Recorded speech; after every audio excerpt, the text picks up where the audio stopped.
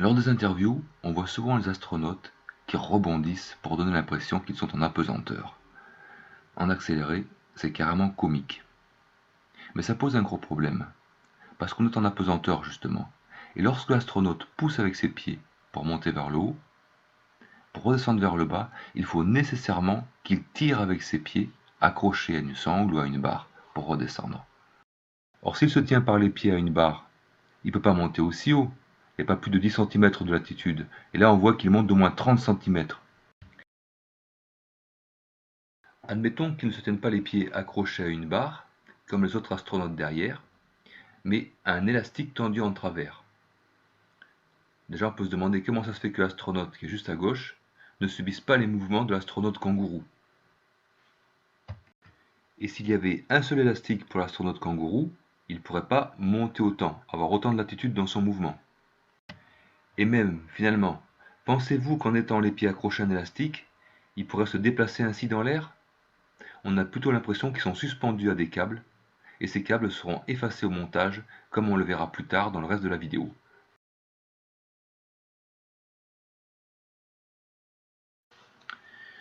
L'autre vidéo est encore plus flagrante. Regardez bien l'asiatique sur la droite.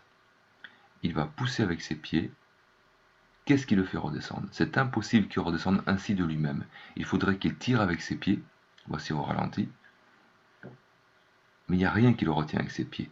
Et il redescend quand même. Et quelle force le fait redescendre? Ils sont en apesanteur. Il n'y a aucune raison qu'il redescende comme ça de lui-même. Encore une erreur avec leur trucage. Lorsqu'on court, on pousse avec une jambe pour s'élever.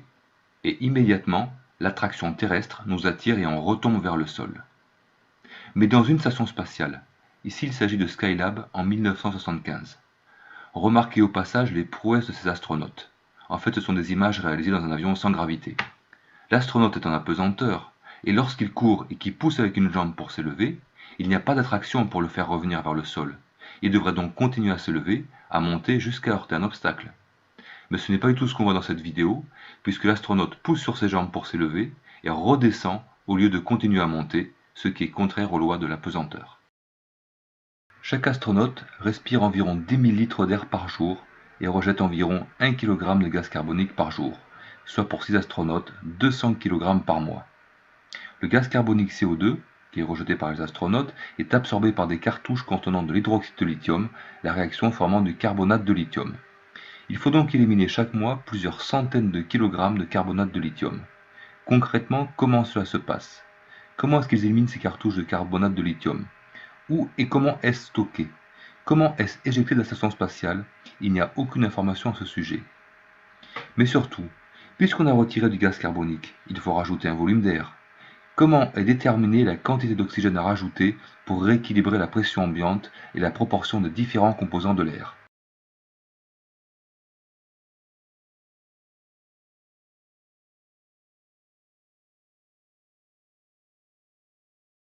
Depuis 16 ans que la station spatiale est en orbite sans jamais revenir à Terre, il n'y a jamais eu de grosse panne. Certains appareils qui sont extrêmement complexes fonctionnent toujours parfaitement. Par exemple, le Water Recovery System, qui recycle en permanence les eaux usées de la station spatiale, coûte 150 millions de dollars. On se doute qu'un tel appareil doit avoir des parties mécaniques d'une grande précision pour coûter si cher. Et comment est faite la maintenance d'un tel appareil? Il faut des techniciens très spécialisés pour cela. Comment réparer une mécanique aussi délicate? Là aussi, il faut des outils très spécialisés. Il y a aussi une quantité d'autres appareils complexes et fragiles. Par exemple, le système de rotation des panneaux solaires qui tournent sur leur axe pendant 16 heures par jour, tous les jours. Il y a les systèmes de pompe pour le recyclage de l'eau et les tuyauteries. Il n'y a jamais eu de filtre bouché, de tuyauterie qui lâche en 16 ans. Il y a le système de ventilation avec des pompes et des gaines installées sur les 100 mètres de longueur de la station spatiale.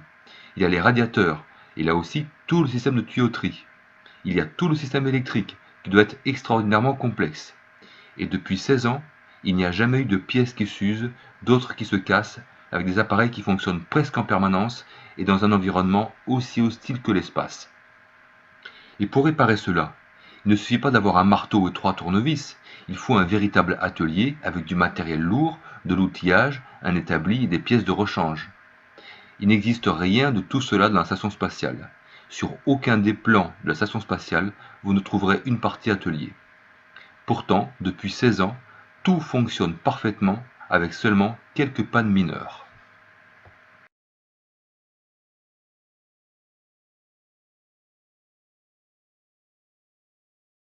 Les parois de l'intérieur de la station sont tapissées d'une quantité de câbles, de matériel divers, d'appareils, d'ordinateurs.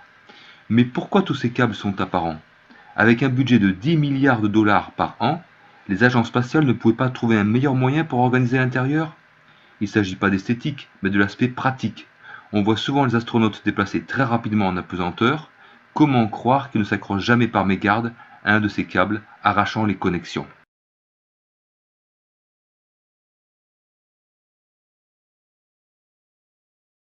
Des gouttes d'eau s'échappent chaque fois qu'ils utilisent de l'eau.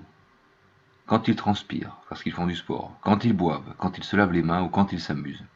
Mais ces gouttes d'eau ne tombent pas au sol puisqu'il n'y a pas de pesanteur. Elles restent en suspension jusqu'à ce qu'elles arrivent sur un objet. Or on a vu que l'aspiration n'est pas assez puissante pour attirer ces gouttes d'eau. Elles finiront donc par se déposer sur les claviers d'ordinateur, entrant dans les connexions électriques, les micros de communication et sur les appareils divers. Tout l'intérieur de la station doit être humide, voire franchement mouillé par endroits. Pourtant, l'astronaute Frank DeWine explique bien que l'eau est très dangereuse dans la station spatiale parce qu'il y a beaucoup d'électricité partout et qu'il faut faire très attention. So water is also very dangerous on the space station because we have a lot of electricity. So we need to be very careful not to spill it. So we just put a little bit. Pourtant, ces astronautes semblent avoir oublié que l'eau dans la station spatiale c'est dangereux.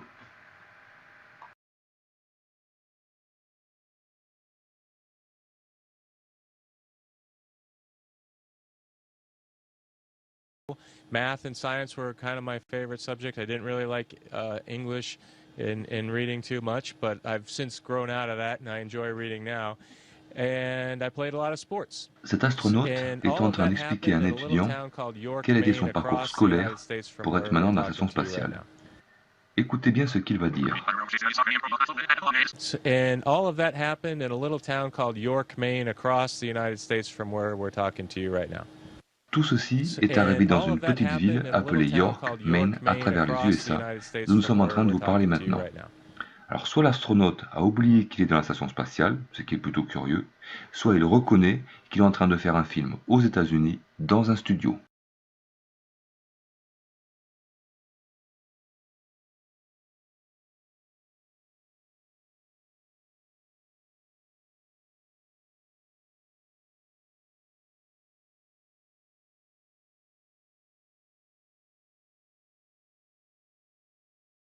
Recycler de l'eau pour la rendre buvable est un processus complexe qui prend énormément de place et de temps.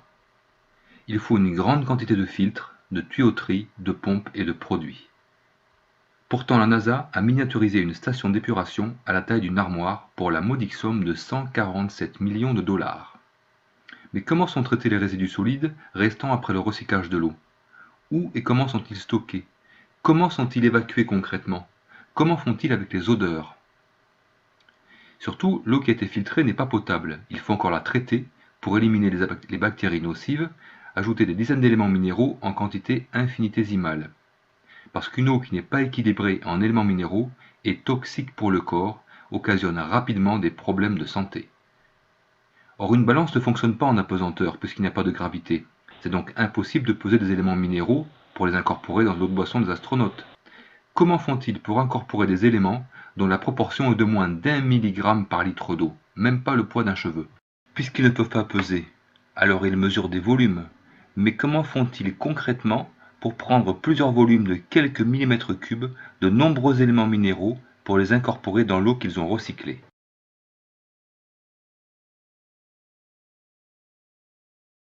Les astronautes ne peuvent pas se laver ni prendre de douche, car l'eau ne coule pas en apesanteur. Elle reste collée au corps. De leur côté, pour, j'allais dire prendre sa douche, mais évidemment il n'y a pas de douche dans la station spatiale, on va dire faire sa toilette avec des lingettes.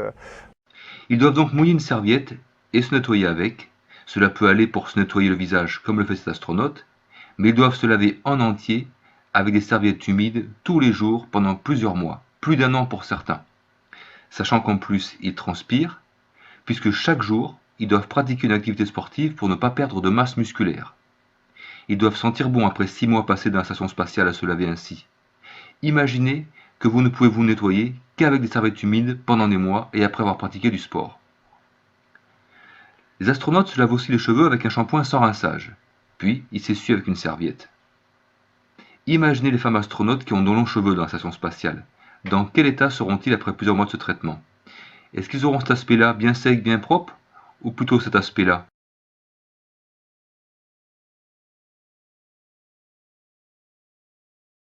On ne peut pas uriner dans l'espace comme on ferait sur Terre, parce que cela rebondirait partout sur la cuvette des toilettes et se répartirait partout dans l'habitacle.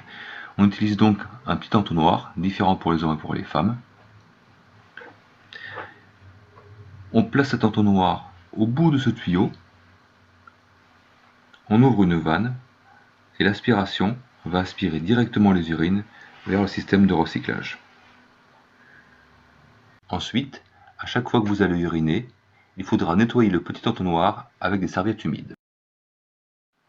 Pour le numéro 2, les astronautes placent un sac dans le récipient des WC, ils font leur affaire, puis ils doivent fermer ce sac à la main. Le sac est alors aspiré dans un conteneur, et pour terminer, ils doivent nettoyer la cuvette avec des serviettes, puis bien sûr se nettoyer les mains, toujours avec des serviettes. Lorsqu'ils sont malades, comment se passe l'expulsion en apesanteur des gaz et autres matières liquides ou semi-liquides qui sont émises sous pression? Sur Terre, cela a tendance à barbouiller la cuvette des WC, mais en apesanteur. Ça ne barbouille pas, ça va rebondir, ira se promener dans tout l'habitacle, maculant copieusement l'arrière de l'astronaute, ses habits, ses cheveux, entrant dans ses narines et dans ses yeux. Les WC sont un nid à bactéries. Ils doivent être faciles à nettoyer. Mais les WC de la station spatiale sont équipés de manettes, de tuyaux, d'endroits inaccessibles. Imaginez nettoyer ceci avec des serviettes. Dans quel état cela doit être après 16 ans d'utilisation quotidienne? Et par 6 personnes tous les jours. Sans pouvoir utiliser de brosse, uniquement avec des serviettes humides. Eh bien, ça doit être beau. Dans cette vidéo, des astronautes expliquent à un journaliste comment fonctionnent les WC. Pourquoi ont-ils besoin d'être deux pour expliquer comment cela fonctionne? L'un qui les manuels d'instruction et l'autre qui le met en pratique. Après avoir passé plusieurs mois dans l'espace, donc en ayant utilisé ces toilettes tous les jours, ils n'ont pas acquis des automatismes et ont besoin d'un manuel d'instruction pour expliquer comment cela fonctionne.